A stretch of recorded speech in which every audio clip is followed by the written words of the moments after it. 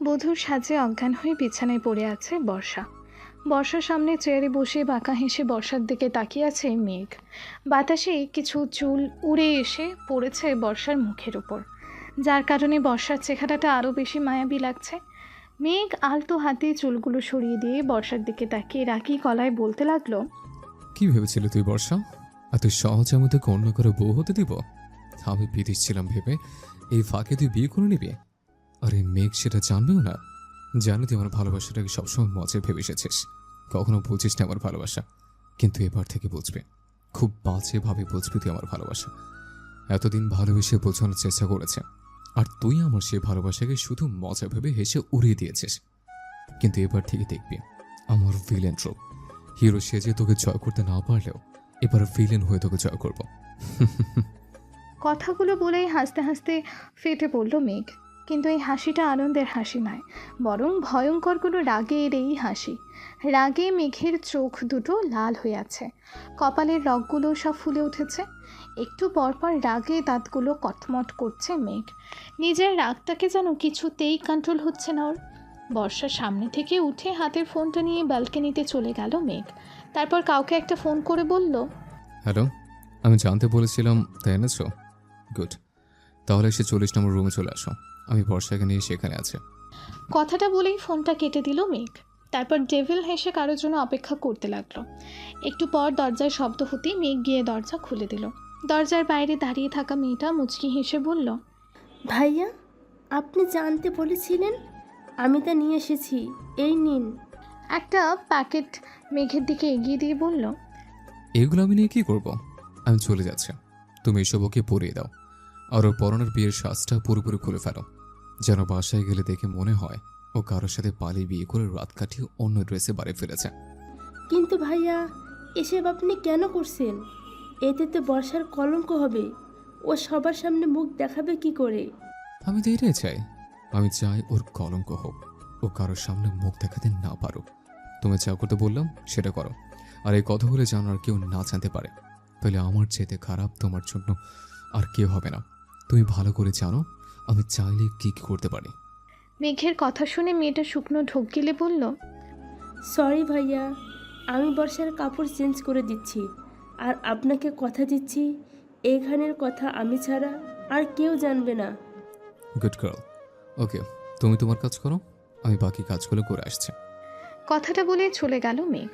আর মেয়েটি বর্ষার কাছে গিয়ে বর্ষার পাশে বসে বর্ষার দিকে তাকিয়ে অসহায় গলায় বলল, সরি রে বর্ষা, পারলে আমাকে ক্ষমা করে দিস।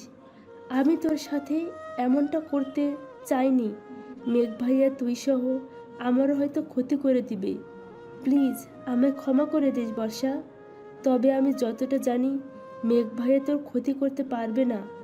উনি তো তোকে সত্যিকার ভালোবাসেন। কথাটা বলেই বর্ষার গায়ের গয়না আর জামা কাপড় খুলতে লাগলো মেয়েটা। তারপর দ্রুত হাতে বর্ষার ড্রেস চেঞ্জ করে বর্ষার বিয়ের জামা কাপড় আর গয়নাগুলো নিয়ে চলে গেল মেঘের কাছে। একটু পর তিনজন মহিলা রুমে ঢুকলো বর্ষার। তিনজন মহিলাই মুখে মাস্ক পরে মুখ ঢেকে এসেছে। তাদের মাঝে একজন মহিলা বর্ষার মুখে এক চোখ পানি ছুঁড়ে মারল। মুখে পানি পড়ায় জ্ঞান ফিরে মিটিমিটি চোখে মহিলাগুলোর দিকে তাকালো বর্ষা। তারপর বোঝার চেষ্টা করলো ও এখন কোথায় আছে। বর্ষার জ্ঞান ফিরতে দেখে একজন মহিলা বর্ষাকে উদ্দেশ্য করেই বলল, এই মেয়ে, ওঠ জলদি। অনেক ঘুমিয়েছিস, এবার উঠে এই কাগজটাকে সই কর। মহিলাটার কথা শুনে ধীরে ধীরে উঠে বসলো বর্ষা। তারপর অবাক চোখে চারিদিকে তাকিয়ে দেখে নিজের দিকে তাকিয়ে বলল, আমি কোথায়? আর আপনারা কারা?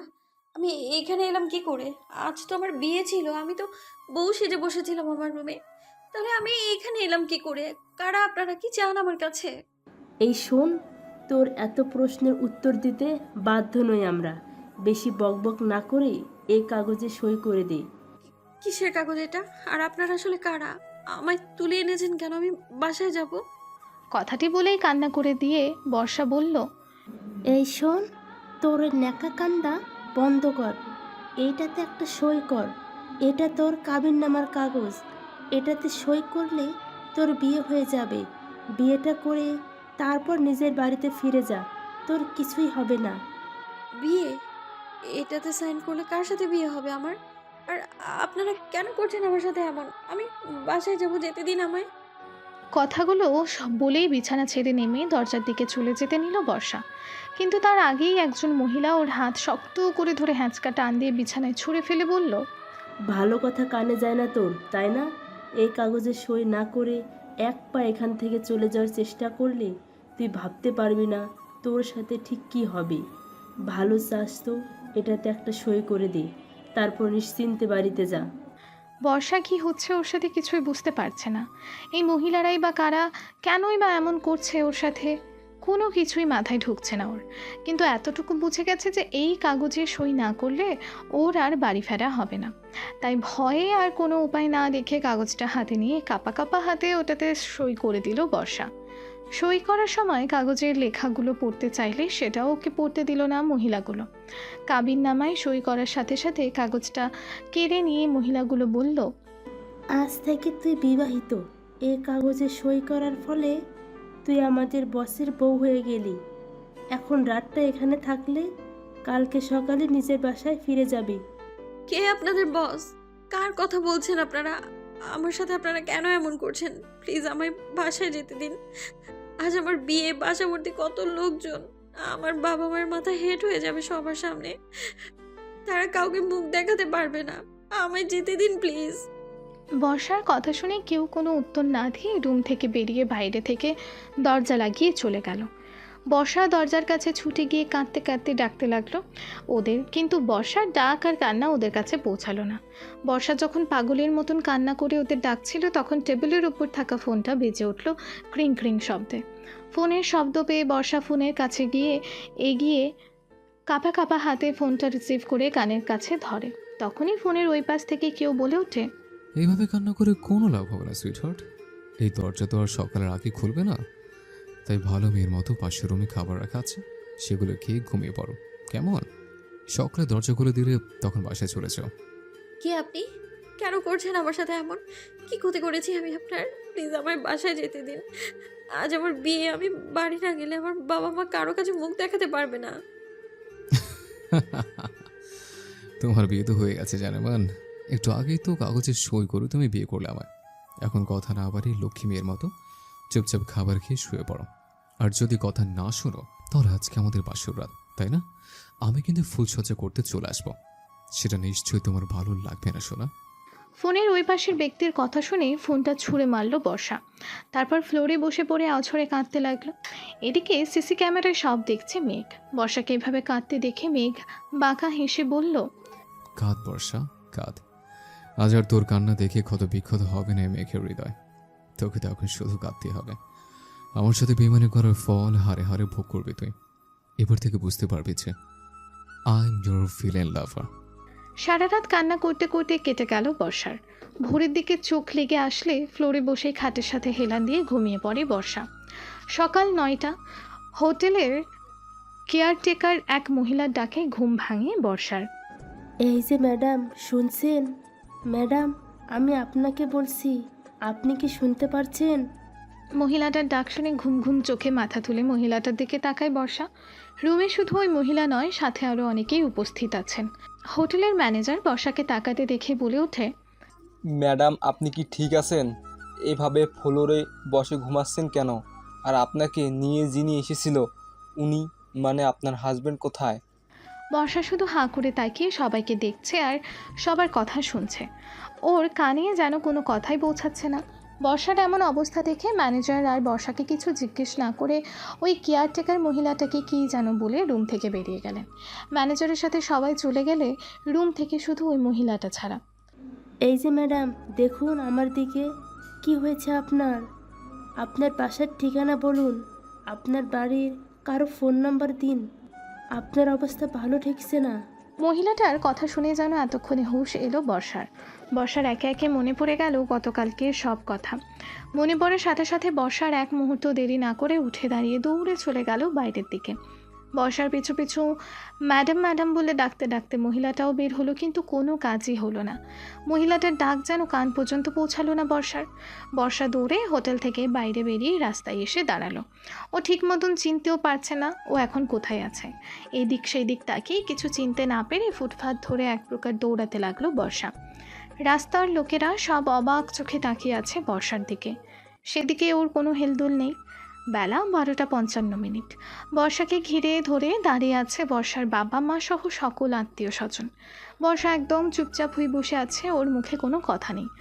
আশেপাশের কিছু মহিলা একে অপরকে বলাবলি করে বলছে, দেখছেন ভাবি কি নির্লজ্জ মেয়ে, কালকে বিয়ের আসর থেকে পালিয়ে গিয়ে আজকে আবার ফিরে এসেছে, কোন মুখে কে জানে। আর বলবেন না ভাবি, আজকালকার যুগে ছেলেমেয়েরা কি লজ্জা শরম নাই।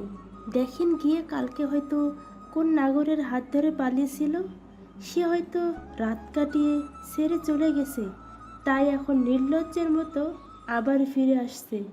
আশেপাশের মানুষের এমন কথা শুনে অসুস্থ হয়ে পড়েছেন বর্ষার বাবা আশরাফ খান। হঠাৎ সবাইকে ধমক দিয়ে বর্ষার বাবার সবচেয়ে কাছের বন্ধু আহসান চৌধুরী বলে উঠলেন, আপনারা কি মানুষ নাকি অন্য কিছু? আপনারা খুব ভালো করে দেখতে পাচ্ছেন এখানকার অবস্থা। আপনারা ওদের প্রতিবেশী হিসেবে ওদের সান্ত্বনা দিয়ে সাহায্য করতে এগিয়ে আসবেন, কি তা না করে এভাবে মিথ্যা অপবাদ দিচ্ছেন? আপনারা কি মানুষ নাকি অন্য কিছু? বর্ষা মা, আর কেউ বিশ্বাস করুক আর না করুক, আমি তোমাকে বিশ্বাস করি। মেঘ যেমন আমার ছেলে তেমন তুইও আমার মেয়ে। তোদের দুজনকে কখনো আলাদা চোখে দেখিনি আমি।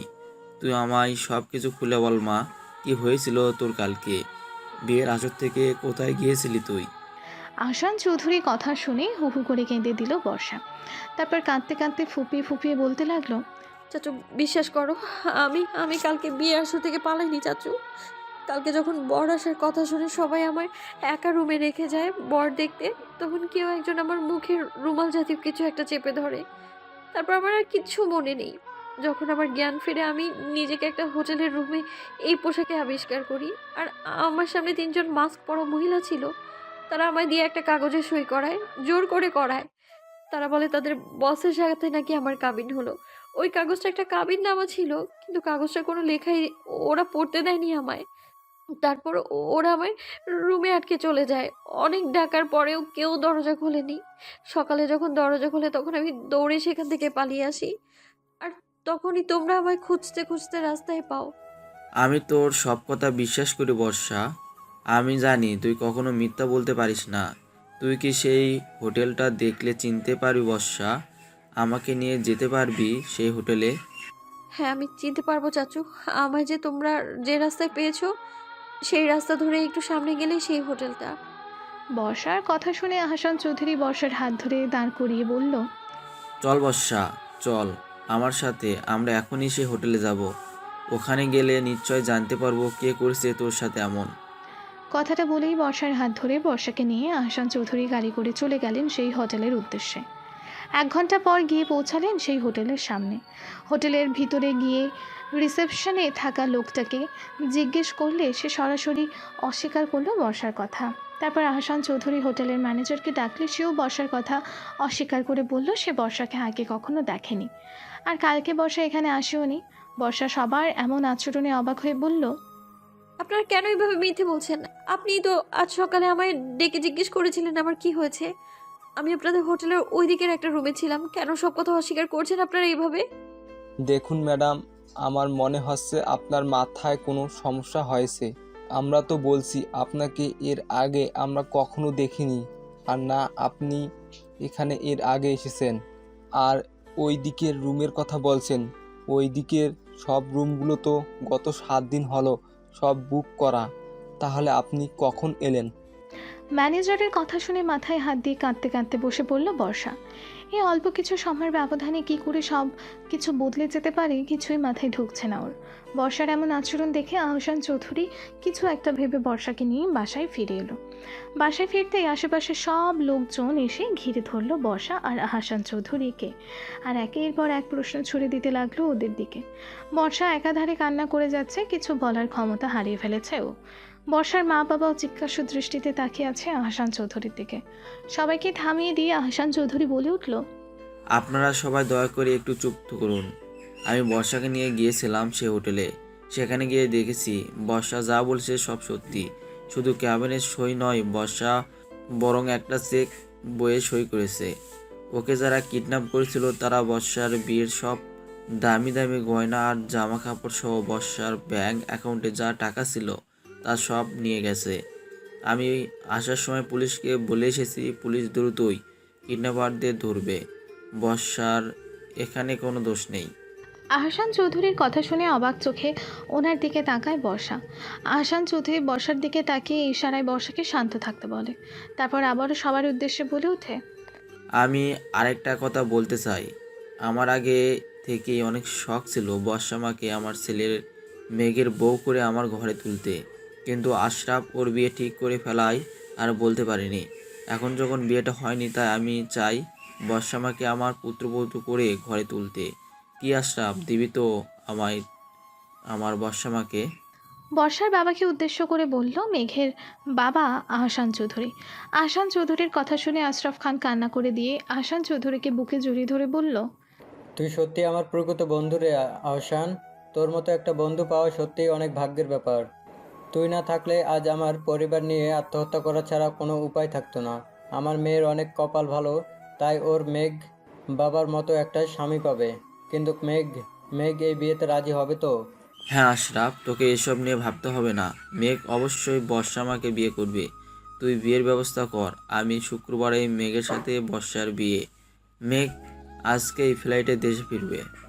সকলের মুখের চিন্তার ছাপ কেটে গিয়ে হাসি ফুটে উঠেছে। সবাই নতুন করে বর্ষার বিয়ের তোড়জোড় করতে ব্যস্ত, কিন্তু বর্ষার মন ভালো নেই। ও কিছুতেই মেনে নিতে পারছে না এইসব। হোটেলের ব্যাপারটা নিয়ে ভীষণভাবে ডিপ্রেশন করছে বর্ষা। সাথে মনে একটা ভালো লাগা কাজ করছে মেঘের সাথে বিয়ের কথা ভেবে। জানালার কাছে বসে বাইরের দিকে তাকিয়ে বর্ষা ডুব দিল 3 বছর আগের অতীতে। মেঘের সাথে সে প্রথম দেখা হওয়ার সময়। জানালার কাছে বসে বাইরের দিকে তাকিয়ে বর্ষা ডুব দিল 3 বছর আগের অতীতে। মেঘের সাথে সেই প্রথম দেখা হওয়ার সময়। রাজশাহী থেকে ট্রান্সফার হয়ে সপরিবারে ঢাকা চলে আসেন বর্ষার বাবা আশরাফ খান। ঢাকায় এসে বর্ষাকে কলেজে ভর্তি করতে নিয়ে যান। বর্ষার খুশি যেন আর ধরছে না। বর্ষার অনেক দিনের শখ ছিল ঢাকায় কলেজে পড়ার। বর্ষাকে কলেজে ভর্তি করে দিয়ে বর্ষাকে নিয়ে আহসান চৌধুরীর বাসার উদ্দেশ্যে রওনা হয় বর্ষার বাবা আশরাফ খান। আশরাফ খানের অনেক ছোটবেলার বন্ধু এই আহসান চৌধুরী। দুজন নিজেদের জীবিকার জন্য 2 শহরে থাকলেও কখনো আলাদা ছিলেন না। প্রতিদিন অন্তত একবার হলেও ফোনে কথা হতো আহসান আর আশরাফের, কিন্তু দেখা খুব কমই হতো দুজনের। আজ এতটা কাছাকাছি আসায় আশরাফ খান আর নিজেকে আটকে রাখতে পারলেন না, তাই বর্ষাকে নিয়ে বেরিয়ে পড়লেন আহসান চৌধুরীকে সারপ্রাইজ দেওয়ার জন্য। চৌধুরী বাড়ির সামনে গাড়ি থামতেই গাড়ি থেকে নেমে একদম হাঁ হয়ে গেল বর্ষা। বিশাল বড় একটা গেটের সামনে দাঁড়িয়ে নিজেকে কেমন যেন ছোট ছোট লাগছে। বর্ষা পেছনে ঘুরে ওর বাবার উদ্দেশ্যে বলল, আব্বু, আমরা মনে হয় ভুল ঠিকানায় এসেছি। এটা মনে হয় আহসান চাচুর বাসা নয়। কত বড় বাড়িটা দেখেছো একবার? বর্ষার কথা শুনে আশরাফ খান মুচকি হেসে বর্ষার মাথায় হাত রেখে বললেন, আমরা ঠিক জায়গাতেই এসেছি রে মা। এটাই তোর আহসান চাচ্চুর বাসা। চৌধুরী পরিবারের বলে কথা, বড় লোক তো হবেই বল। চল মা, ভিতরে চল। কথাগুলো বলেই বর্ষাকে নিয়ে গেটের কাছে এসে নক করলেন আশরাফ খান। আশরাফ খানকে দেখেই গেটের দারোয়ান রহিম বেক্কল মার্কা হাসি দিয়েই বলল, ভালো আছেন স্যার? আপনারে অনেক দিন পর দেখলাম। আপনার সাথে এটা কে? আপনার মেয়ে নাকি? এটা আমার মেয়ে বর্ষা। আর আমি ভালো আছি। এখন বলো আহসান, কি বাসায় আছে? জি স্যার, বড় স্যার বাসাতেই আসেন। আপনারা ভিতরে যান। দারোয়ানের সাথে কথা বলে বাসার ভেতরে গেল আশরাফ খান আর বর্ষা। গেটের ভেতরে ঢুকেই যেন আরও বেশি অবাক হলো বর্ষা। বাইরে থেকে বাড়িটা যতটা সুন্দর আর বড় মনে হয়েছিল, ভিতরটা তার চাইতে 10 গুণ সুন্দর ও বড়। গেট দিয়ে ভেতরে ঢোকার পর মাঝখান দিয়ে রাস্তা, আর 2 পাশে রং বেরঙের ফুল গাছ। ডান পাশের ফুল গাছগুলোর মাঝখানে রয়েছে বড় একটা দোলনা, আর সেই দোলনা থেকে একটু সামনে যেতে খুব সুন্দর একটা সুইমিং পুল। সেই সুইমিং পুলের ওই পাশে রয়েছে হেলান দিয়ে বসে থাকার জন্য চেয়ার, আর অপর ছায়া হয়ে দাঁড়িয়ে আছে বড় একটি ছাতা। সব মিলিয়ে যেন কোনো অসাধারণ সুন্দর পার্কে চলে এসেছে বর্ষা। বর্ষা সব কিছু সূক্ষ্মভাবে দেখে ওর বাবাকে উদ্দেশ্য করে বলে উঠল, আবু, চাচুরা এত বড় লোক, ওনাকে দেখে তো কখনো এমন মনে হয়নি। বাড়িটা কি সুন্দর, যেন রাজপ্রাসাদ। হ্যাঁ রে মা, তোর চাচ্চুর মনে কোনো অহংকার নাই। এটা তো বড়লোক হওয়া সত্ত্বেও দেখ, একদম সাধারণ হয়ে চলে। আচ্ছা চল, এবার ভিতরে যাই। কতদিন হলো ওকে দেখি না। আবু, তুমি ভিতরে যাও, আমি একটু এখানে থাকি না আবু, প্লিজ প্লিজ। আচ্ছা ঠিক আছে, থাক, কিন্তু একদম বাইরে কোথাও যাবি না। অপরিচিত জায়গা। যাবো না আবু, তুমি যাও, আমি এখানেই আছি। বর্ষাকে রেখে আশরাফ খান ভেতরে চলে যায় আর বর্ষা গিয়ে বসে পড়ে দোলনায়। দোলনায় দোল খেতে খেতে খলখলিয়ে হাসছে বর্ষা। হঠাৎ দোল খেতে খেতে বর্ষার চোখ পড়ে একটা বড় লাল টকটকে গোলাপের দিকে। বর্ষার লাল গোলাপ খুব পছন্দ, তাই গুটি গুটি পায়ে এগিয়ে যায় গোলাপটার কাছে। যখনই ফুলটা তুলতে যাবে তখনই সামনে দেখে একটা সাইনবোর্ডে বড় বড় করে লেখা, যে তুলবে ফুল তার ছিঁড়ব চুল। এমন অদ্ভুত লেখা দেখে বর্ষা কিছুটা অবাক হয়ে মনে মনে ভাবে, আশ্চর্যের বিষয় তো, আমি অনেক ফুল বাগানে দেখেছি লেখা থাকে ফুল ছেঁড়া বারণ বা নিষেধ। এটা আবার কেমন লেখা? কথাগুলো ভেবে আবারও বর্ষা ভাবে ও এই ফুল ছেড়লে হয়তো চাচু ওকে কিছু বলবে না। আর তাছাড়া ফুলটা দেখে নিজের লোভটাকেও সামলাতে পারছে না বর্ষা, তাই চট করে ফুলটা একটানে তুলে নেয়। তারপর ফুলটা নাকের কাছে ধরে জোরে একটা নিঃশ্বাস নিয়ে বলে, ওয়াও, যেমন দেখতে তেমন সুন্দর গন্ধ। কথাটা বলতেই নিজের চুলে টান অনুভব করে বর্ষা। কেউ একজন পেছন থেকে বর্ষার লম্বা চুলগুলোকে হাতের মুঠোয় শক্ত করে পেঁচিয়ে ধরে জোরে জোরে চিৎকার করে বলতে থাকে, রহিম চাচা, রহিম চাচা, কোথায় থাকো তোমরা সবাই?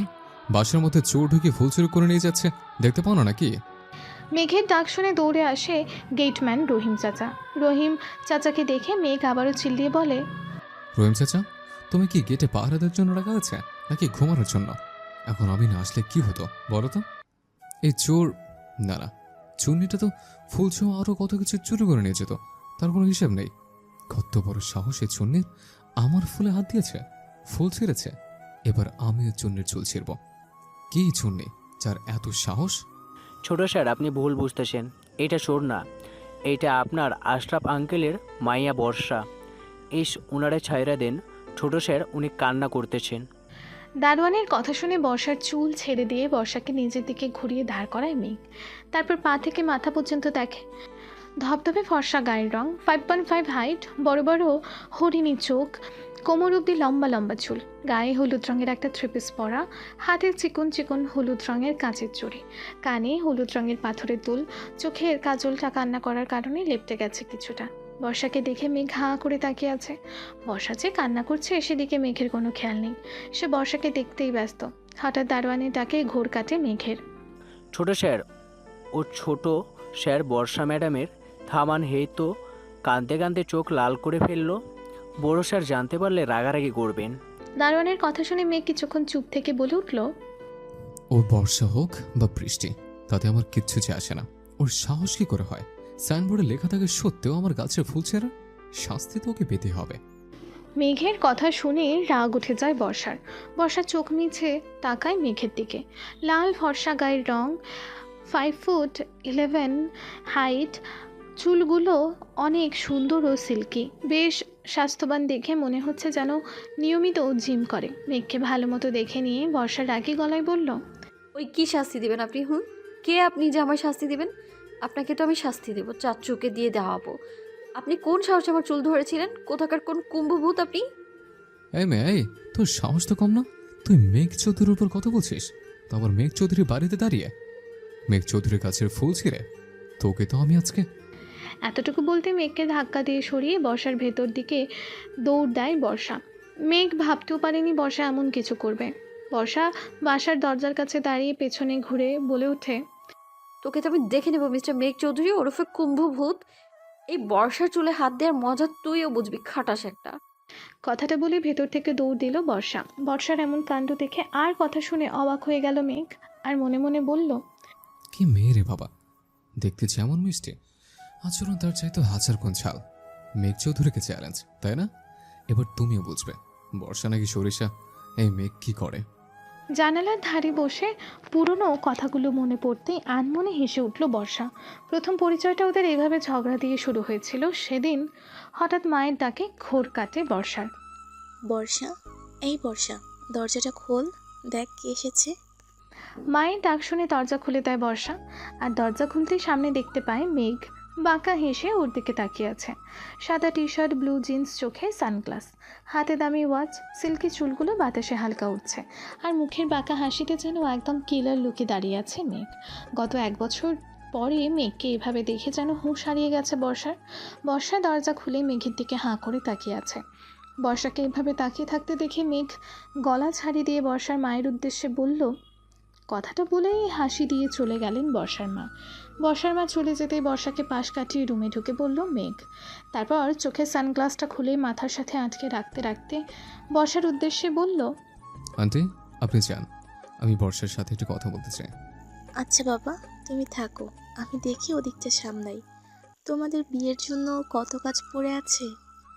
কি খবর রে তোর মিস সরিষা?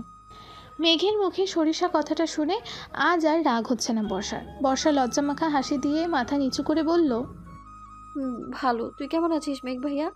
বর্ষার কথা শুনে বাঁকা হেসে বিছানায় বসতে বসতে মেঘ বলল, হঠাৎ আমায় দেখে লজ্জা পাচ্ছিস যা?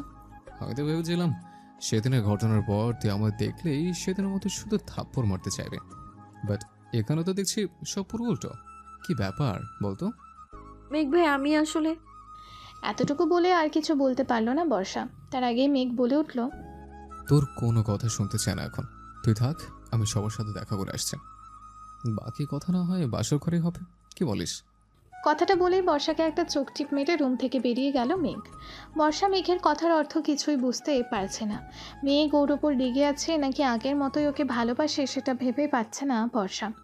দেখতে দেখতে চলে এলো সেই কাঙ্ক্ষিত দিন। বর্ষা আর মেঘের বিয়ে হয়ে গেল সবার উপস্থিতিতে। বিদায়বেলা বর্ষার হাত মেঘের হাতে তুলে দিয়ে আশরাফ খান বললেন, মেঘ বাবা, আমার একমাত্র মেয়ে, আমার ঘরের লক্ষ্মী, আমার কলিজার টুকরোকে আজ তুলে দিলাম আমি তোমার হাতে। তুমি ওকে যত্ন করে রেখো, কখনো কষ্ট করতে দিও না আমার মেয়েটাকে। আজ থেকে আমার বর্ষার সব দায়িত্ব তোমার। তুমি আমায় কথা দাও বাবা, তুমি সারা জীবন আমার মেয়েটার পাশে থাকবে, ভালোবাসবে ওকে, কখনো ওকে ছেড়ে যাবে না। আশরাফ খানের কথা শুনে মেঘ বর্ষার দিকে তাকিয়ে বাঁকা হেসে বলল, আপনি চিন্তা করবেন না আঙ্কেল, আমি থাকতে বর্ষাকে কেউ কষ্ট দিতে পারবে না। ওর জীবনটা নতুনভাবে গড়ে দিতেই আমি ওকে বিয়ে করলাম, আর ওকে ছেড়ে তোর কোনো প্রশ্নে আসে না। আজ থেকে আমি ওর জীবনটা বদলে দেব। মেঘ কথাগুলো ভালো করে বললেও বর্ষার কেমন জানি অস্বস্তি হতে লাগলো মেঘের কথায়। সাথে মেঘ ওর হাতে খুব বাজেভাবে স্পর্শ করছে, যাতে করে হাতে খুব ব্যথা অনুভব করছে বর্ষা, কিন্তু মুখে কিছুই বলছে না। সকলের থেকে বিদায় নিয়ে মেঘের বাসায় চলে এলো বর্ষা। মেঘের মা ছোট্টবেলায় মারা যাওয়ায় মেঘেদের বাড়িতে মেঘের বাবা আহসান চৌধুরী আর বর্ষা ছাড়া আর কেউ নেই। বাসর ঘরে বসে আছে বর্ষা। অনেক সুন্দর করে রুমটা সাজানো হয়েছে শুধু লাল গোলাপ দিয়ে। দেখে মনে হচ্ছে যেন কোনো গোলাপ বাগানে বসে আছে বর্ষা। পুরো রুমটা চেয়ে চেয়ে দেখছে আর খুশিতে মনটা ভরে যাচ্ছে বর্ষার। সব কিছু যেন স্বপ্নের মতন লাগছে ওর কাছে। মেঘ বাসর ঘরে ঢুকবে ঠিক সেই মুহূর্তে আহসান চৌধুরী মেঘকে ডেকে বলল, দাঁড়াও মেঘ, তোমার সাথে আমার কিছু কথা আছে। বাবাটাকে অবাক হয়ে পেছনে তাকিয়ে মেঘ বলল, কি কথা আব্বু, যে এই মুহূর্তে আমাকে বলতে চাও? আমার সাথে আমার রুমে আসো মেঘ। কথাটা বলেই নিজের রুমের দিকে হাঁটা দিলেন আহসান চৌধুরী। আহসান চৌধুরীর এমন আচরণে কিছুটা অবাক হয়ে পিছু পিছু যেতে লাগলো মেঘ। আহসান চৌধুরী রুমে যাওয়ার পর আহসান চৌধুরী দরজা লাগিয়ে মেঘের দিকে ঘুরে বলতে শুরু করলো, আমি খুব ভালো করে জানি মেঘ, বর্ষাকে যে মানুষটা কিডন্যাপ করে নিয়ে গেছে, জোর করে কাবিননামায় সই করিয়ে বিয়ে করেছে, সে আর কেউ নয়, সে তুমি। বরং তুমি বর্ষার বিয়ের 2 দিন আগে দেশে ফিরেছো, সেটাও আমার অজানা নয়। তুমি ইচ্ছে করে বর্ষার নামে কলঙ্ক ছড়িয়েছো, ওর বিয়ে ভেঙেছো, সেটাও আমি জানি। তবে আমি এটা জানি না যে তুমি কেন ওর সাথে এমন করছো। কিন্তু আমি আমার ছেলেকে বিশ্বাস করি, তাই আমি কখনোই চাই না আমার ছেলে ভালো মানুষের আড়ালে কোনো অমানুষ হয়ে থাকুক। তুমি যখন ওই বাড়ি থেকে বিদায়ের সময় আশরাফের কাছে বর্ষার ব্যাপারে কথাগুলো বলেছিলে, তখন আর কেউ না বুঝলেও আমি বুঝতে পারছি তোমার কথাগুলো ভালোই আড়ালে রাগ লুকিয়েছিল। তুমি অবশ্যই কোনো না কোনো কারণে বর্ষার সাথে খুব খারাপ কিছু করতে চাইছো। আমি জানি তুমি বর্ষাকে ভালোবাসো, কিন্তু কী কারণে তুমি বর্ষা মায়ের সাথে এমন করছো সেটা আমি জানি না। তবে শুনে রাখো মেঘ, বর্ষার ওপর তুমি যদি কোনো প্রকার অন্যায় বা অত্যাচার করো, আমি কিন্তু ছেলে বলে তোমায় ছেড়ে দেব না। তুমি যেমন আমার একমাত্র ছেলে, তেমনি বর্ষা আমার বৌমা নয়, আমার মেয়ে। তাই আমার মেয়ের যদি তোমার জন্য কোনো প্রকার কষ্ট হয়, আমি কিন্তু সেটা মেনে নেব না। আশা করি তুমি আমার কথাগুলো বুঝতে পেরেছো মেঘ।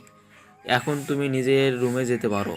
মনে রেখো, একটি মেয়ে নিজের সর্বস্ব ত্যাগ করে একটা ছেলের ঘরে বউ হয়ে আসে, তাই আর কোনো প্রকার কষ্ট যেন না হয় তার দায়িত্ব কিন্তু ছেলেটারই নিতে হয়। হাসান চৌধুরীর কথাগুলো এতক্ষণ মাথা নিচু করে সব শুনছিল মেঘ। তারপর কোনো উত্তর না দিয়ে চলে যেতে নিল মেঘ। আর তখনই হাসান চৌধুরী মেঘকে আবারও ডেকে বলল, আরেকটা কথা মেঘ, আমি কাল সকালে বিজনেসের কাজে দেশের বাইরে যাচ্ছি। আমি ফিরতে ফিরতে 3 মাস পর হয়তো দেশে ফিরবো। আমি যেন দেশে ফিরে আমার বর্ষামাকে সুখী দেখতে পাই তোমার সাথে, কথাটা মনে রেখো। বাবার কথা শুনে কোনো উত্তর না দিয়ে রুম থেকে বেরিয়ে এলো মেঘ। তারপর বাইরে বেরিয়ে একটা ডেভিল হাসি দিয়ে মনে মনে বলল, তুমি তোমার কাজটা আরো বেশি সহজ করে দিলে আব্বু। তুমি 3 মাস বাসায় থাকবে না, বর্ষার আমি একা থাকবো। এর চাইতে ভালো সুযোগ আর কি হতে পারে। কথাগুলো ভেবেই বড় একটা গোলাপ হাতে নিজের রুমের দিকে হাঁটা শুরু করলো মেঘ। এদিকে প্রায় 2 ঘন্টা হলো বাসর ঘরে একা একা বসে আছে বর্ষা মেঘের অপেক্ষায়। এতক্ষণ একটানা বসে থাকার কারণে কোমরে কিছুটা ব্যথা অনুভব হচ্ছে ওর। হঠাৎ দরজা লাগানোর শব্দে ঘোর কাটে বর্ষার। মেঘকে রুমে আসতে দেখে সালাম দেয় বর্ষা। মেঘ বর্ষার সালামের উত্তর দিয়ে বর্ষার পাশে এসে বসে বর্ষার মাথার ঘুমটা সরিয়ে বর্ষার থুতনিতে হাত রেখে মুখটা একটু উঁচু করে ধরে বলে, এমন সংসেজে বসে আছিস কেন? তোকে কি আমি আজকে প্রথম দেখছি? মেঘের এমন কথা শুনে অবাক হয়ে মেঘের দিকে তাকায় বর্ষা। বর্ষাকে অবাক হতে দেখে বর্ষার দিকে হাতের ফুলটা এগিয়ে দিয়ে মেঘ বলে, তুই গোলাপ খুব পছন্দ করিস তাই না? এই না, এটা তোর জন্য। বাসর ঘরে বউকে কিছু দিব না তা কি হয় বল? মেঘের কথাগুলো কেন জানি খুব অস্বস্তি লাগছে বর্ষার। তবু হাত বাড়িয়ে মেঘের হাত থেকে গোলাপ ফুলটা নিতে যায় বর্ষা। আর তখনই বর্ষার 2টি আঙুলে গোলাপের কাঁটা ঢুকে অনেকটা কেটে যায়। বর্ষা আর শব্দ করে হাতটা সরিয়ে নেয়। গলগল করে রক্ত পড়তে থাকে বর্ষার আঙুল থেকে। বর্ষার আঙুলে রক্ত দেখে মেঘ ফুলটা টেবিলের ওপর রেখে বলে, ইস, খুব লেগেছে তাই না রে? আসলে কি বলতো, কথায় আছে না, গোলাপ তুলতে গেলে কাটা খেতে হয়। তোরও ঠিক তাই হয়েছে। তুই বস, আমি মলম লাগিয়ে দিচ্ছি। কথাটা বলেই উঠে গেল মেঘ। একটু পর কিছু একটা হাতে করে এনে বর্ষার কাটা হাতটা শক্ত করে ধরে তাতে লাগিয়ে দিল। মেঘের হাতের জিনিসটা কাটা জায়গায় লাগানোর সাথে সাথে জ্বালা পুড়ে চিৎকার করতে নিল বর্ষা। আর তখনই মেঘ বর্ষার মুখটা চেপে ধরে, খবরদার বলছি, চিৎকার করবি না একদম। চিৎকার করলে তুই ভাবতেও পারবি না আমি তোর সাথে ঠিক কি কি করব। খুব জ্বালা করছে তাই না? করবি তো, কারণ এটা তো মলম নয়, এটা তো মরিচের গুঁড়া। খুব স্বপ্ন তোর আমার মতো বড় ছেলের বউ হওয়ার? আজ থেকে তোর জীবনটা নরকে পরিণত করার দায়িত্ব আমার। যতটা কষ্ট গত 1 বছর ধরে আমি তোর জন্য পেয়েছি, তার শোধে আসলে তোর থেকে আদায় করব। আজকের এটা তো শুধু নমুনা ছিল মাত্র।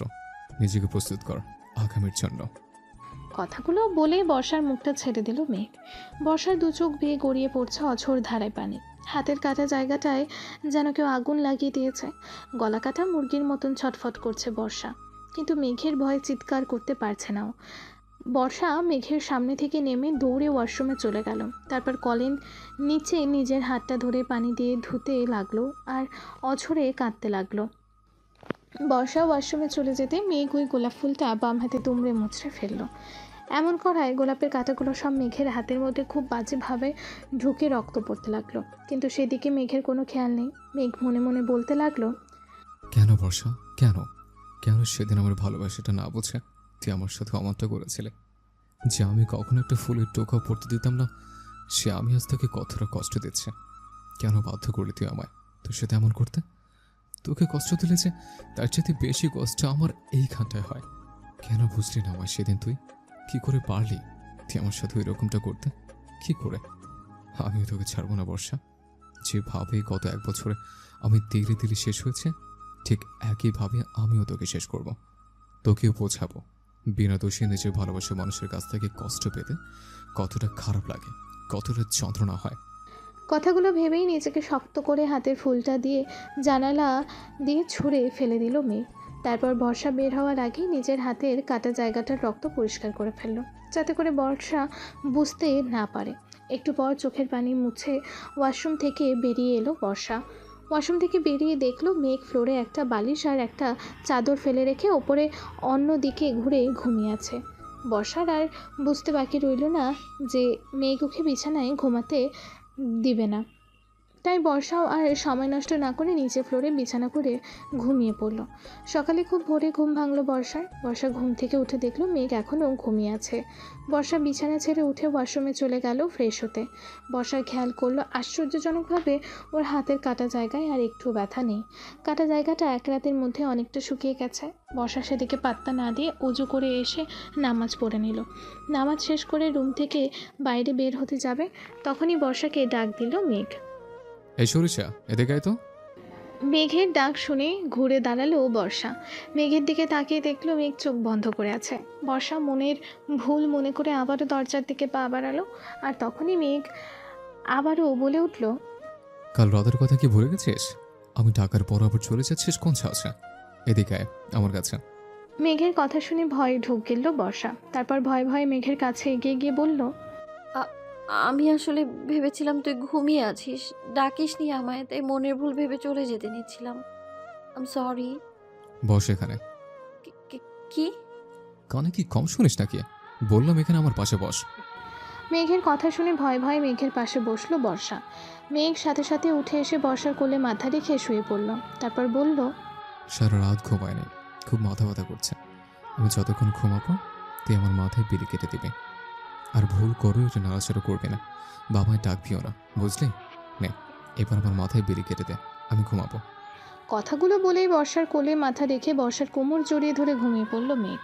মেঘের এমন কাণ্ড দেখে বর্ষার অবাক আর রাগ দুটোই হচ্ছে। বর্ষা মনে মনে বলল, সারা রাত ঘুমায়নি তো করেছেটা কি শালা কুম্ভভূত একটা?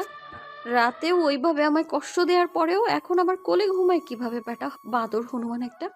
ইচ্ছে তো করছে চুলে বিলি না কেটে চুলগুলো সব টেনে টেনে ছিঁড়ি। ওই, বললাম না আমি ঘুমাবো। মনে মনে ফালতু বকা বাদ দিবে নাকি কানে নিচে দেবো কয়েকটা? চোখ বন্ধ করে বলল মেঘ। মেঘের কথা শুনে বড় বড় চোখ করে তাকালো বর্ষা। তারপর মনে মনে বলল, কি শয়তান ছেলে রে বাবা, মনে মনে একটু বকা দিয়েও শান্তি নেই। সবসময় কি করে সব শুনে নেয় কে জানে। কথাগুলো ভেবেই মেঘের ঘুমন্ত মুখের দিকে তাকিয়ে মেঘের মাথায় হাত বুলিয়ে বিলি কেটে দিতে লাগলো বর্ষা। মেঘের ঘুমন্ত মুখটা দেখে যেন সব রাগ চলে গেছে বর্ষার।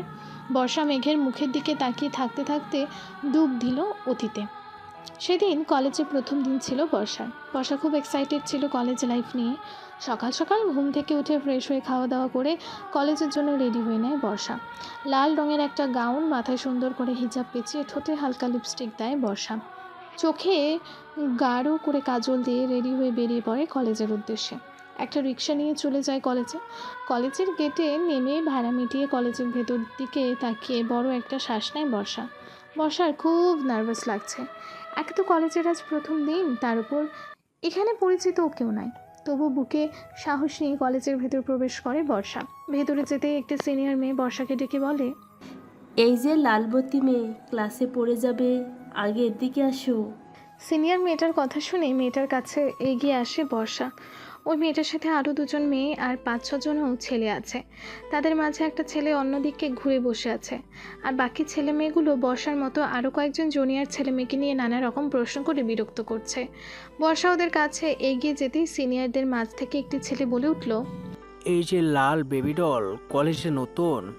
ছেলেটার কথা শুনে রাগ ওঠে বর্ষার। বর্ষা নিজের রাগটাকে কন্ট্রোল করে বলে ওঠে, আমার নাম বর্ষা, কোনো লাল বেবি ডল নয়। তাই এমন নাম ধরে না ডেকে বর্ষা বলে ডাকলে খুশি হব আমি। বর্ষা নামটা শুনতেই অন্যদিকে ঘুরে বসে থাকা ছেলেটা দ্রুত বর্ষার দিকে ঘুরে বলে ওঠে, আরে মিস সরিষা, আমাদের কলেজে? What a surprise! মেঘকে দেখে আর মেঘের কথা শুনে বর্ষা বড় বড় চোখ করে রাগী গলায় বলে, মিস্টার কুম্ভভূত তুই এখানে? বর্ষার কথা শুনে সিনিয়র সব ছেলেমেয়েরা হাঁ করে বর্ষার দিকে একবার আর মেঘের দিকে একবার তাকায়। মেঘ সকলের তাকানোর বিষয়টা বুঝতে পেরে বর্ষাবাদে সকল জনীদেরকে বলে, এই, তোমরা সবাই যেতে পারো, আজকের তোমাদের কোনো কাজ নেই। আজকে আমরা মিস সরিষার ক্লাস নেব। ও হ্যালো মিস্টার কুম্ভভূত, তোর কানে কি সমস্যা আছে নাকি? I am not Sarisha, I am Barsha, okay? Just Barsha. ওই হ্যালো সরিষা, এবার বল তোকে কি করা যায়? সেদিন তো আমার বাসায় আমার গাছের ফুল ছিঁড়ে আবার আমাকে গালি দিয়ে পালিয়ে গেছিলে, কিন্তু এখানে তো কে বাঁচাবে তোকে? ডেভিল হেসে ভ্রু নাচিয়ে বলল মেঘ, বর্ষা নিজেকে সেভ করতে জানে, আমার জন্য আমি একাই যথেষ্ট। কোনো কুম্ভভূতকে ভয় পায় না বর্ষা। মেঘ আর বর্ষার কথা শুনে সিনিয়র ছেলে মেয়েরা হাঁ করে তাকিয়ে আছে ওদের দিকে। হঠাৎ ওদের মধ্যে থেকে একটি ছেলে মেঘকে বলে ওঠে, কি ব্যাপার বলতো মেঘ, তোরা এমনভাবে কথা বলছিস যেন তোরা আগে থেকেই দুজন দুজনকে চিনিস। আর আমি এই মেয়েটার স্পর্ধা দেখে অবাক হচ্ছি। ও তোর সাথে এভাবে কথা বলছে? এই কলেজের সব মেয়েদের ক্রাশ, সকলের বড় ভাইয়ের ওপর এভাবে কথা বলছে, তাও আবার তুই তুকারি করে। How is possible? মেঘ আর সিনিয়রেরা যখন কথা বলতে ব্যস্ত সেই ফাঁকে বর্ষা দৌড় দিয়ে নিজের ক্লাসে চলে গেল আর মনে মনে বলতে লাগলো, ইস, লোকে কথায় বলে যেখানে বাঘের ভয় সেখানেই নাকি সন্ধ্যা হয়। আজকে কথাটা হাতে নাতে প্রমাণ পেলাম। এই কুম্ভভূতটাকে এই কলেজেরই বড় ভাই হতে হলো। এখন না হয় কোনো মতে বেঁচে গেলাম, কিন্তু এরপর থেকে কি করব? আমার কলেজের প্রথম দিনটাই খারাপ করে দিল কুম্ভভূতটা, বাটা খাটাস একটা। ওদিকে বর্ষাকে পালাতে দেখে মেঘ ওর বন্ধুদেরকে বলল, এই তোরা সকলে শুনে রাখ, এখন বর্ষা নামের যে মেয়েটিকে দেখলে, যার সাথে আমি ঝগড়া করছিলাম, ওটা আমার কাজিন। কিন্তু মেয়েটা 1 নাম্বার পাচ্ছে। ওকে একবার যখন পেয়েছে তখন ওকে তুমি দেখে নেব। তোর ওর দিকে নজর রাখবে। শুধু কাজিন নাকি অন্য কিছুরে মেঘ? আমরা কেমন জানি একটা রহস্যের গন্ধ পাচ্ছি। তুই তো কোনো মেয়ের সাথেই কথা বলিস না, অথচ বর্ষার সাথে সোজা ঝগড়াতে চলে গেলি। সামথিং সামথিং কিছু নয় তো? আরে ধুর, তোরা যা ভাবছিস তেমন কিছুই নয়। ও আমার আব্বুর বেস্ট ফ্রেন্ডের মেয়ে। কয়েকদিন আগে আমাদের বাসায় গিয়েছিল, আর ওর সাথে আমার প্রথম দেখা আর ঝগড়া। মিস সরিষা জানে না ও কার সাথে পাঙ্গা নিয়েছে। মেঘ চৌধুরীর সাথে পাঙ্গা। এটার মজা তো ওকে পেতে হবে। কথাগুলো বলেই ডেভিল হাসলো মেঘ। তারপর সবাইকে নিয়ে ক্লাসের দিকে হাঁটা দিল। ক্লাসে ঢোকার পর যেন দেহে প্রাণ ফিরে পেল বর্ষা। মেঘের সামনে আর একটু থাকলে হয়তো প্রাণটা বেরিয়েই যেত। মুখে যতই বাহাদুরি করুক না কেন, বর্ষা তো একটা মেয়ে, আর একটা মেয়ে হয়ে ওই রকম একটা ছেলের সাথে পাঙ্গা নেওয়া সত্যিই বড় কঠিন কাজ। ক্লাসে ঢুকে নিজের বুকে ফুঁক দিয়ে বর্ষা বলল, যাক বাবা, এবারের মতো ওই রাক্ষস কুম্ভভূতটাকে ফাঁকি দিয়ে পালাতে তো পেরেছি। পরের কথা না হয় পরে ভাবা যাবে। কথাগুলো ভাবতে ভাবতেই একটি বেঞ্চে গিয়ে বসলো বর্ষা। বর্ষার পাশ থেকে একটি মেয়ে বর্ষার দিকে হাত বাড়িয়ে দিয়ে বলল, হাই, আমি তমা। আর তুমি? তমার কথা শুনেই তমার দিকে ঘুরে তাকালো বর্ষা। গোলগাল উজ্জ্বল শ্যামলা মিষ্টি দেখতে একটি মেয়ে মিষ্টি হাসি দিয়ে তাকিয়ে আছে ওর দিকে। বর্ষাও মিষ্টি হেসে নিজের হাতটা বাড়িয়ে দিয়ে তমাকে বলল, হ্যালো, আমি বর্ষা, এই কলেজে নতুন। তোমার মতো আমিও নতুন। তোমাকে অনেক ধন্যবাদ। তোমার জন্য আজকে বেঁচে গেছে সিনিয়রদের থেকে। আমার জন্য বেঁচে গেছো মানে? আমি আবার তোমায় কিভাবে বাঁচালাম? তুমি যদি তখন ওই সিনিয়রদের কাছে না যেতে, ওদের সাথে ঝগড়া না করতে, তাহলে আমাকে ওদের সামনেই নাচতে হতো। অনেক বিরক্ত করছিল ওরা। তুমি আসায় আমাদের ছেড়ে তোমায় ধরে। তবে যে ভাইয়াটা তোমার সাথে ঝগড়া করছিল, ওই ভাইয়াটা আমাদের কিছুই বলেনি। উনি মনে হলো ভালোই, বাট তোমার সাথে অমন কেন করলো বুঝলাম না। তমার কথা শুনে বর্ষা মুখ বাঁকিয়ে বলল, ওই খাটাস কুম্ভভূতকে তুমি ভালো বলছো তোমার? ওইটা একটা রাম বজ্জাত। ব্যাটার সাথে দেখা হওয়ার পর থেকেই আমায় জ্বালিয়ে মারছে। আপদটার জন্য কলেজে এসেও শান্তি নেই, এখানেও হাজির। বর্ষার কথা শুনে হা হা করে হেসে দিল তমা। তারপর হাসি থামিয়ে বলল, তুমি তো খুব সুন্দর করে কথা বলো, আর খুব দুষ্টুও মনে হচ্ছে। আমরা কি বেস্টও হতে পারি? আমার কিন্তু এখানে পরিচিত কেউ নেই। হতেই পারি, বাট আমার একটা শর্ত আছে। কি শর্ত? এখন থেকে আর কোনো তুমি বা আপনি নয়, জাস্ট তুই করে কথা বলতে হবে। ওকে ডান। এবার বল, বাসায় কে কে আছে তোর?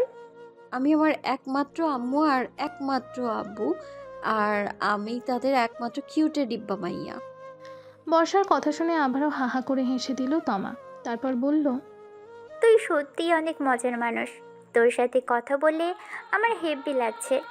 খেয়ে দেখেছিস বুঝি? বর্ষার এমন কথা শুনে আবারও হেসে দিল তমা। তখনই ক্লাসের স্যার ঢুকলো। কলেজ শেষ হলে যে যার মতো বাসায় যাওয়ার জন্য বেরিয়ে পড়ল। তমা আর বর্ষাও একসাথে বের হলো বাসায় যাওয়ার জন্য। একটুখানি এগিয়ে যেতেই বর্ষার মনে পড়ল ও ভুল করে নিজের ফেভারিট কলমটা, যেটা ওর আব্বু ওকে উপহারের সাথে বার্থডেতে গিফট করেছিল, সেটা ক্লাসে ফেলে আসছে। তাই বর্ষা তমাকে উদ্দেশ্য করে বলল, এই রে, আমার ফেভারিট পেনটা ভুল করে ক্লাসে ফেলে এসেছি।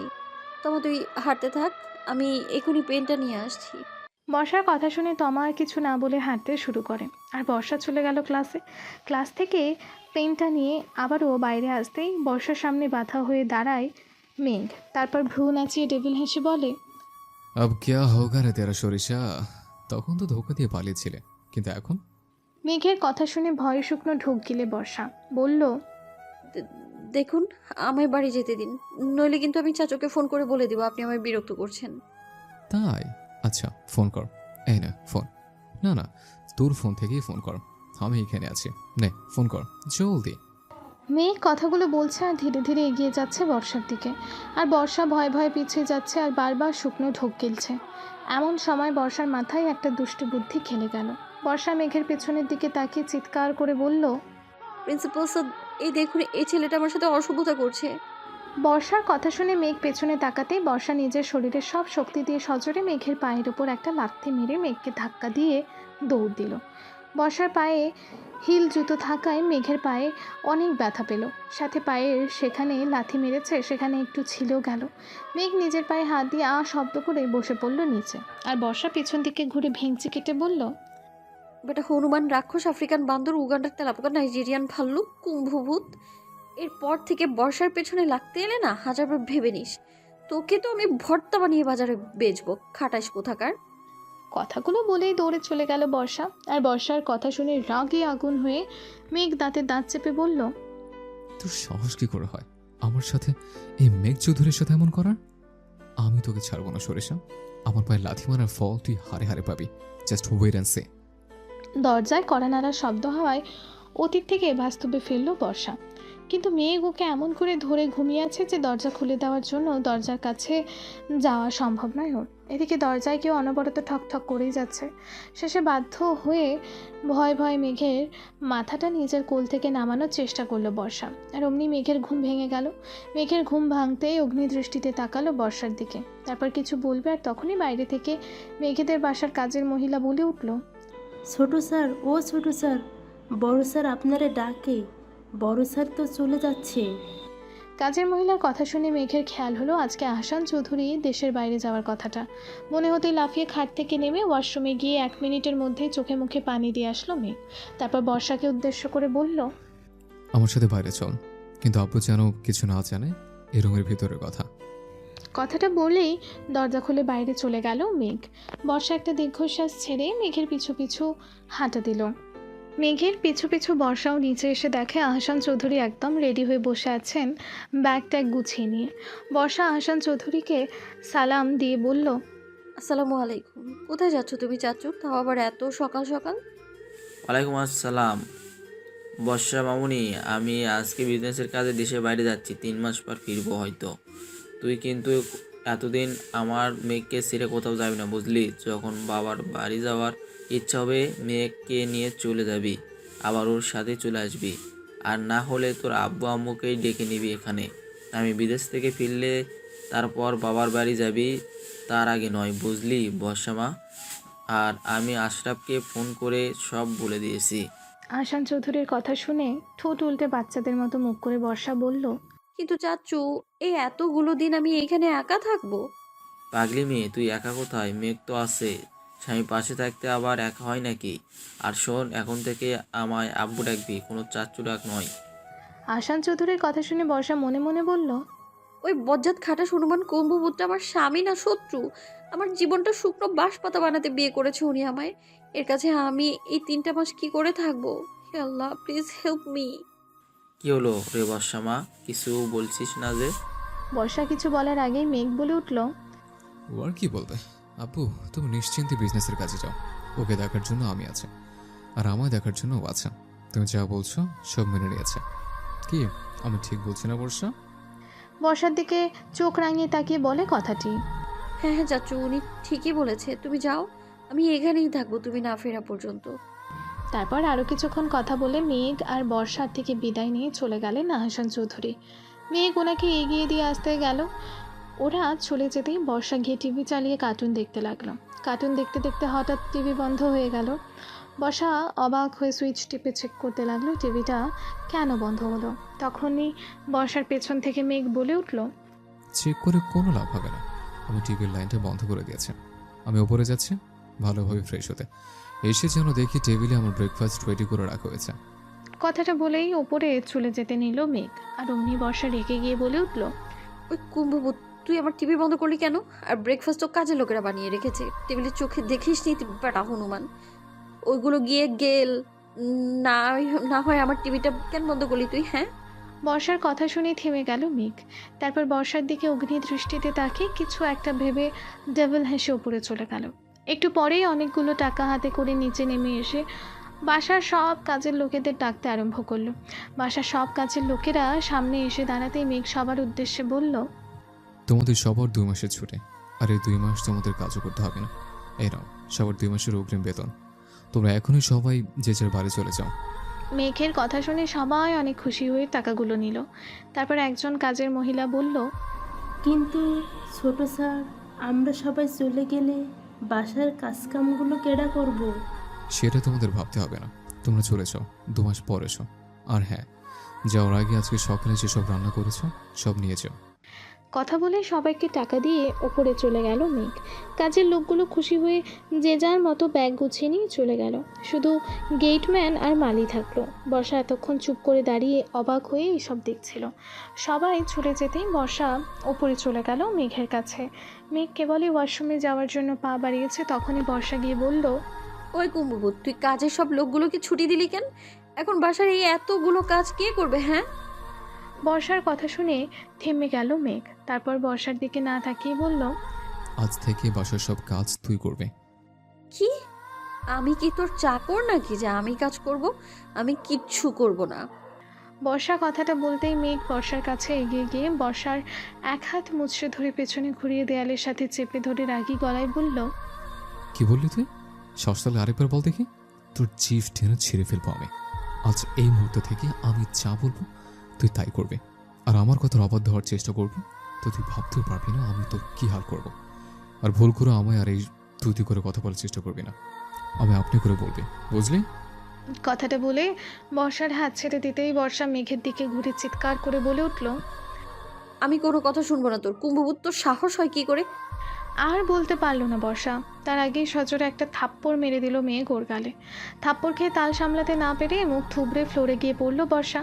বর্ষা পড়ে যেতে মেঘ দৌড়ে গিয়ে বর্ষার চুলের মুঠি ধরে নিজের দিকে বর্ষার মুখটা উঁচু করে ধরে দাঁতের দাঁত চেপে বলল, এই আমার কথা কি গানে জানা তো? নাকি তুই আমাকে সে 1 বছর আগের মেঘ ভাবছিস? তাহলে শোনো রাখ, 1 বছর আগে তুই যে হাসি খুশি শান্ত মেঘকে জানতিস তাকে তুই সেদিন নিজ হাতে খুন করেছিস। আর এখন তোর সামনে যে মেঘ চৌধুরী দাঁড়িয়েছে সে হলো হিংস্র। তাই আমার সাথে কথা বলতে খুব সাবধান, নইলে তুই ভাবতেও পারবি না আমি তোর কী হাল করবো। আমি ফ্রেশ হয়ে এসে যেন টেবিলে আমার ব্রেকফাস্ট রেডি দেখি, নইলে আমার কথার অমান্য করার ফল খুব খারাপ হবে। কথাটা বলে ওয়াশরুমে ঢুকে ঠাস করে দরজা লাগিয়ে দিল মেঘ। বর্ষা গালে হাত দিয়ে নিচ থেকে উঠে দাঁড়িয়ে কাঁদতে কাঁদতে নিচে চলে গেল। আজকে সত্যি ওর কাছে মেঘকে অচেনা লাগছে। যেই মেঘ কখনো ওর গায়ে হাত তোলা তো দূরের কথা, কখনো ওকে কেউ বাজে কোনো কথা বললে তার অবস্থা খারাপ করে দিত, আর আজ কিনা সেই মেঘ ওকে এভাবে মারল। কথাগুলো ভাবতেই শুধু কান্না পাচ্ছে বর্ষার। বর্ষার চোখ মিচ্ছে কিচেনে চলে গেল। তারপর ভাবতে লাগলো কি বানাবে ব্রেকফাস্টের জন্য। ও তো কোনো রান্নাই জানে না। বাসায় থাকতে শখ করে আম্মুর সাথে কয়েক রকমের পিঠা বানাতো শুধু, আর নুডলস রান্না করেছে কয়েকবার। নুডলসের কথা মনে পড়তেই হাসি ফুটে উঠল বর্ষার মুখে। বর্ষা নুডলস রান্না করবে বলে মনস্থির করলো। কিছুক্ষণ পর মেঘ ফ্রেশ হয়ে নিচে নেমে এসে দেখলো বর্ষা টেবিলে খাবার ঢেকে রেখে গালে হাত দিয়ে বসে আছে। মেঘ বাঁকা হেসে টেবিলের কাছে এসে চেয়ার টেনে বসতে বসতে বলল, যদি খাবার বার, খুব ক্ষুধা লেগেছে আমার। মেঘের কথা শুনে মেঘের সামনে খাবারের প্লেটের ঢাকনা সরিয়ে এগিয়ে দিতেই মেঘ মুখ লাল করে বলে উঠল, what is this? This is jam পাউরুটি। এগুলো কি ব্রেকফাস্ট হলো? আমি সব খাই না, আমার ব্রেকফাস্ট কই? মেঘকে রেগে যেতে দেখে বর্ষা বাচ্চাদের মতো মুখ করে হাত মোচড়াতে মোচড়াতে বলল, তুই মানে আপনি তো তাড়াতাড়ি ব্রেকফাস্ট রেডি করতে বলেছেন, তাই আমি এইসব ছাড়া এত তাড়াতাড়ি আর কিছুই পাইনি। নুডলস রান্না করতে চেয়েছিলাম, কিন্তু সারা কিচেন খুঁজেও সব জোগাড় করতে পারলাম না। কোনো কাজের লোকও নাই যে তাদের জিজ্ঞেস করব। তুই কিচেন এসব বানাতে যাবি? দেখ আমি তোকে নিয়ে অমলেট করবো। মেঘের রাগী গলায় এমন কথা শুনে বর্ষা এক প্রকার দৌড় দিল কিচেনে। তার মনে মনে মেঘের 14 গোষ্ঠী উদ্ধার করতে করতে লাগলো। বেটা রাক্ষস কুম্ভভূত হনুমান লালচিকা হলুদ ডাইনোসর তালগাছে অ্যানাকোন্ডার খালু ইচ্ছা তো করছে তোরে বিষ খাওয়ায় মারি।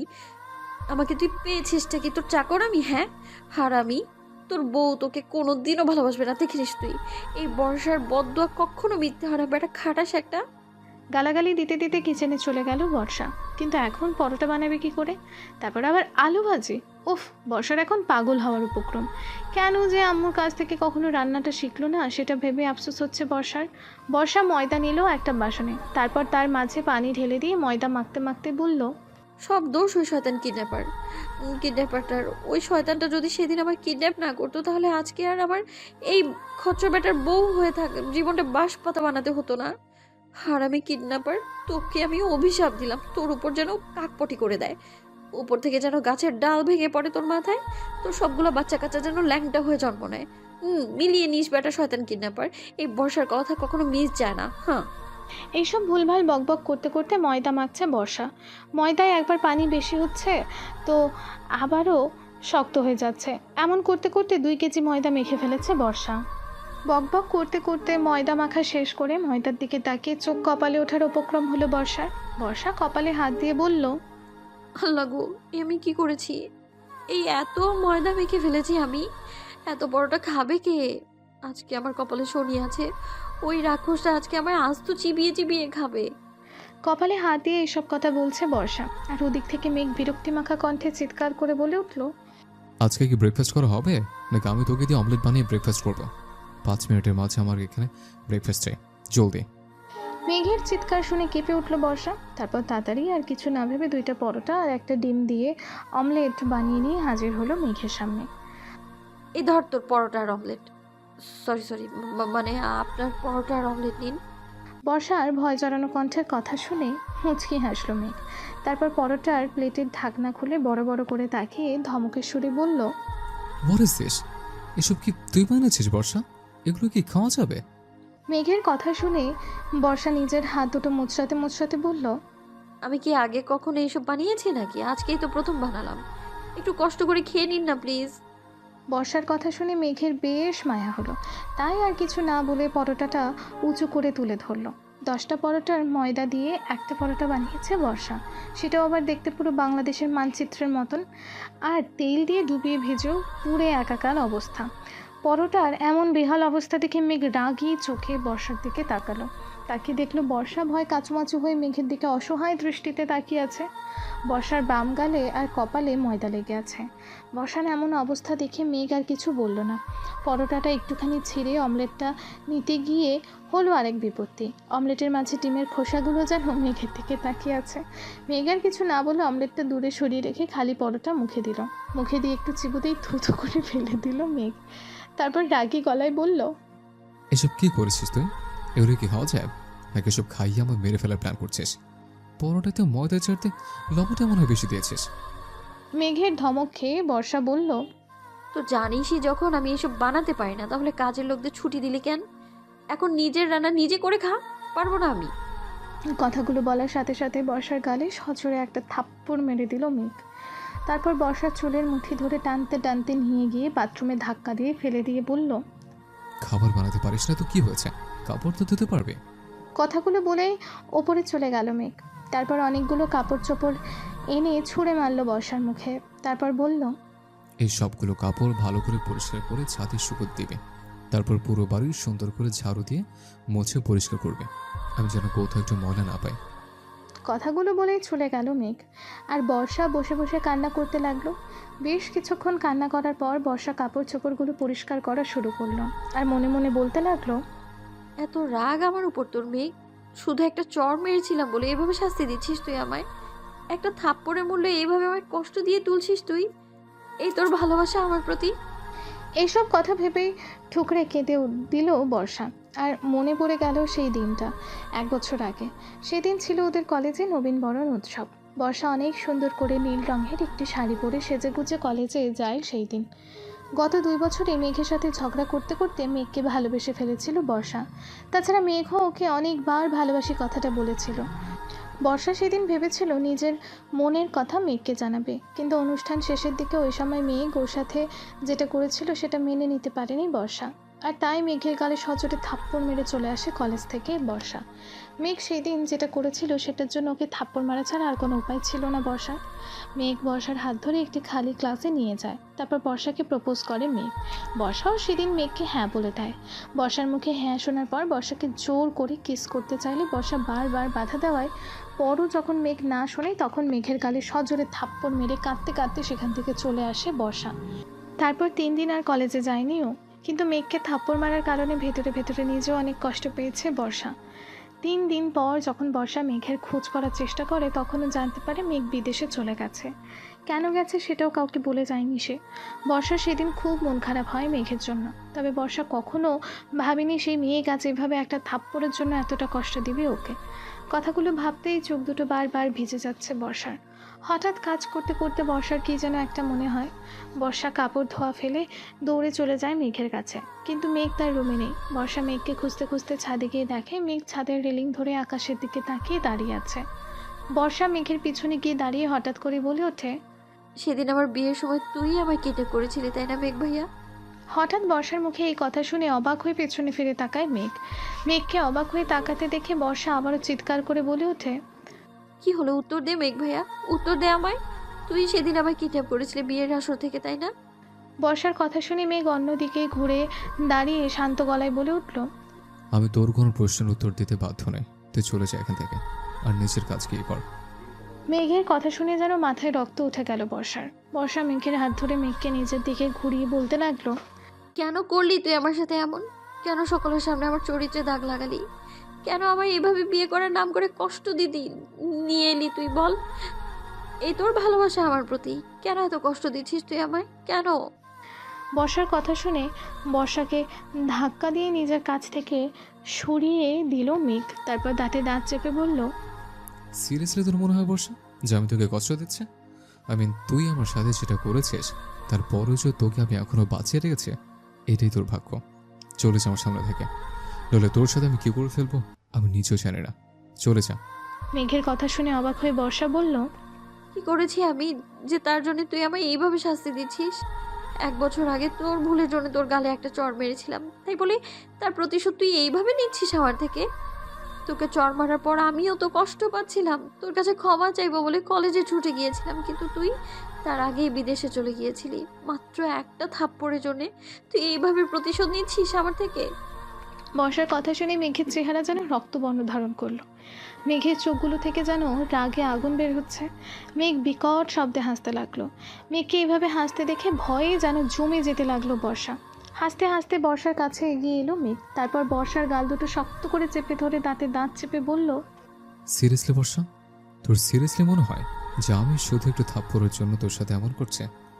সেদিন ওই থাপ্পড় ছাড়াও তুই আমার সাথে যে কাজটা করেছিলি তাতে তোর জায়গায় যদি অন্য কেউ হতো তাহলে আমি সেই মুহূর্তেই খুন করে ফেলতাম।